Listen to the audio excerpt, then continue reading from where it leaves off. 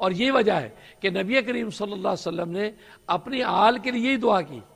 اپنی آل کے لیے یہی دعا کی اور فرمایا اللہم ارزق آل محمد قوتا، اے اللہ آل محمد یعنی میری جو آل اولاد قیامت تک کے لیے ہے، فرمایا ان کی روزی قوت بنانا، قوت کے بقدر ضرورت ان کو رزق دینا،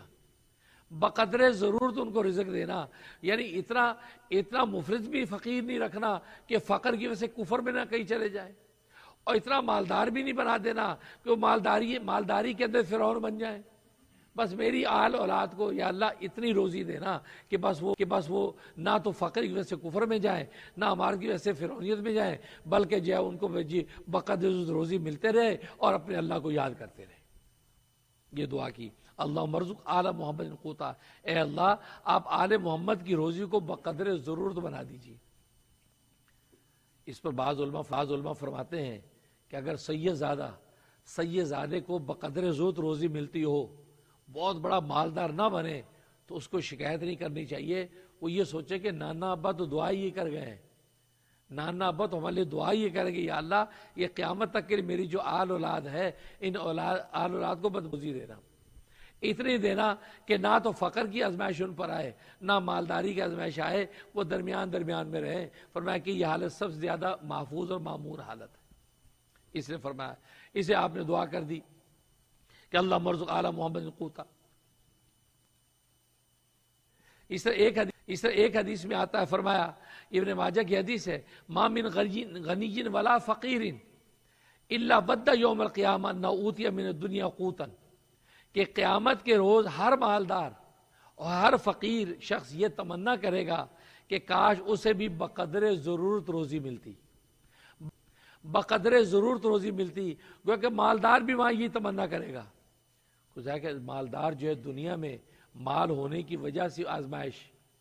پھر آخرت میں جب وہ پہنچا تو جو مال اس لے کر گیا اس مال کا وہاں حساب کتاب،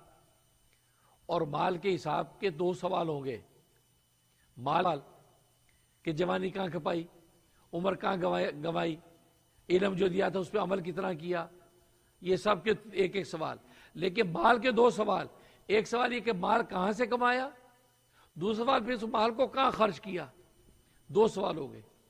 لہذا آج انسان بس اوقات مال کمانے میں تو بڑی احتیاط کرتا کہ نہیں یار دیکھو حرام نہیں کمانا، میں نے حلال کمانا ہے، دیکھ بھائی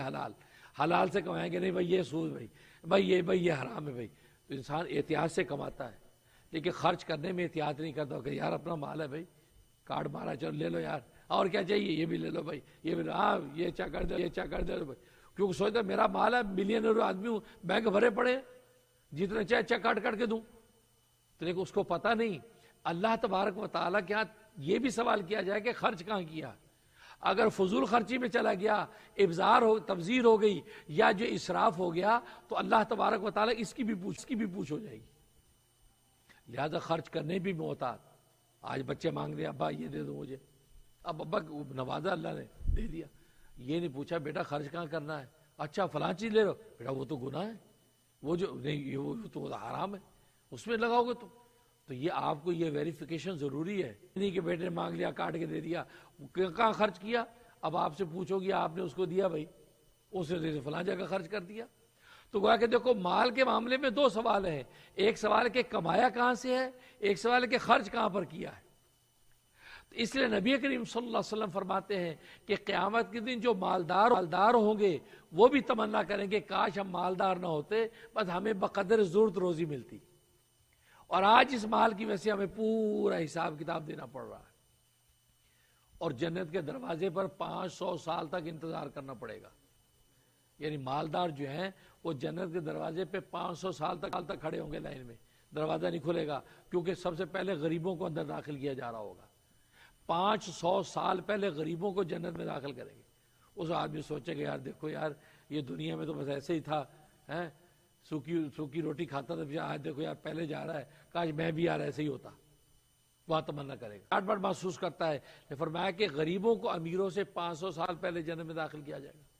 تو وہاں پر مالدار یہ تمنا کرے گا کہ مالدار نہ ہوتا، اور جو فقیر مفلس ہیں وہ بھی تمنا کرے گا کاش دنیا میں مجھے بقدر ضرورت روزی ملتی، کہ دنیا میں فقر کی وجہ سے مجھ پر جو آزمائشیں ٹوٹی، کتنے موقعوں پہ شکوے ہوئے، کتنے موقعوں پہ شکایت کر بیٹھا، کتنے موقعوں پہ دل میرا ڈاماڈول ہوا، اسلام اور دین چھوڑنے کی طرف گیا، کفر کے میں گھسنے کو گیا. یہ ساری آزمائشیں مجھے آئیں، لیکن اللہ نے اپنے فضل سے مجھے بچائے رکھا. لیکن کاش اگر مجھے اتنی روزی ملی رہتی کہ میں عزت سے 2 وقت کی روٹی کھاتا تو پھر مجھے پرواہ نہیں تھی، اپنے ایمان پہ قائم ہوتا اور جنت میں جا رہا ہوں. تو فرمایا کہ وہاں پر مالدار غریب دونوں تمنا کریں گے کہ بقدر ضرورت. تو اس سے فیصلہ یہ کیا جا رہا ہے کہ بقدر ضرورت روزی ملنا یہ سب سے اچھی حالت ہے،